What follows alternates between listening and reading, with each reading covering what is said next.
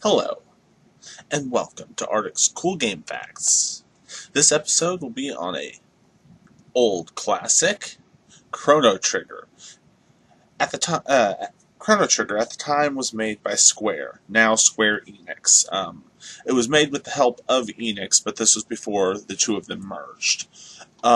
Selling about 3 million copies across all game consoles. We're not going to count PC or Steam or Android just because I didn't want to have, or iOS really, didn't want to have to go and hunt down iOS statistics and all that fun stuff. It was an extremely popular game.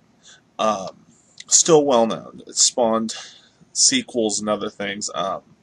Chrono Cross was not nearly as good, but still. Number 1. We'll start this list off with a relatively easy one.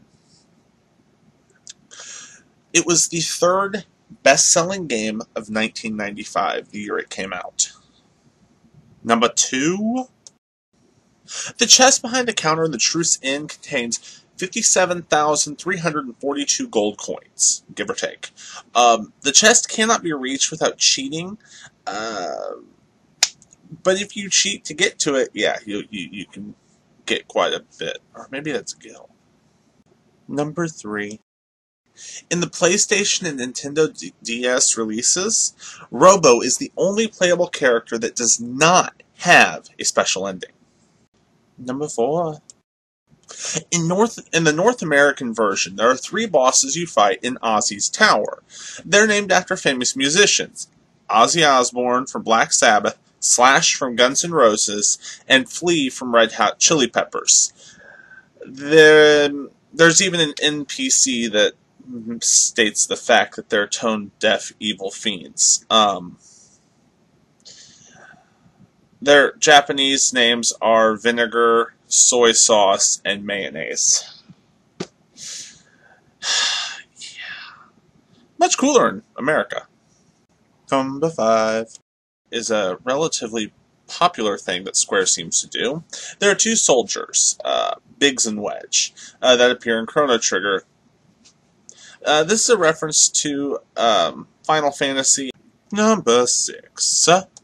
If you go to the Guardia Castle sometime after you beat Magus, but before you get the Rainbow Shell, and make sure Marl's in your party, her and her old man have a fight, and he'll run up into his room. If you go to the snail stop in Pore and buy some jerky, and then talk to him, he'll start a rant how you're trying to kill him with cholesterol, and lock you out of his room. Number 7. If you visit the Ioka village in 65 million BC, after the Ocean Palace, you'll have the opportunity to buy the ruby armor for the nice cheap price of 10 feathers, 10 horns, 10 fangs, and 10 petals. Number 8. This is a trick that will increase your odds of success in bidding on the race. Apparently, when you run next to someone who's running in the race, they will run faster, and if you walk and press A, you can actually slow them down.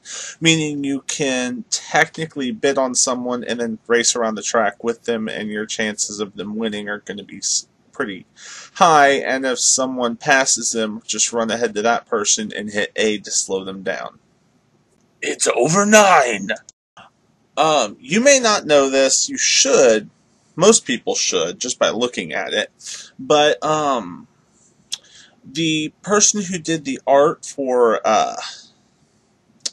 Chrono Trigger, also being the one who did the art for, Dragon Quest and all that. Yeah. Would be Akira Toriyama, the creator of, Dragon Ball Z. Dragon Ball.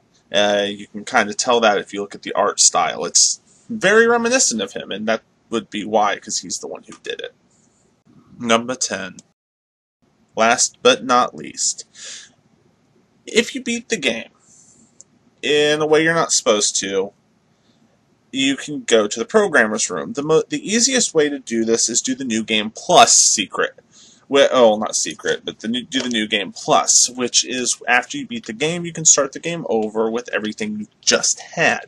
Basically, start over at the beginning of the game with everything you just beat the game with, and then if you go, instead of to the left portal, you go to the right portal and hit A. You can teleport. You can take that portal to the end game boss, beat him, and boom, you'll get the programmer's room ending. That's the easiest way to do it, if you don't mind it, making sure you've got to be strong enough to do it, because I believe you only have Chrono when you do it that way. I believe. Thank you for watching this video. Please go ahead and give it a nice thumbs up, and feel free to leave a comment below for what game you'd like me to cover next. Don't forget to subscribe, and I will see you next Saturday with another Game Facts video, and possibly throughout the week with gameplay videos. Till next time, have fun.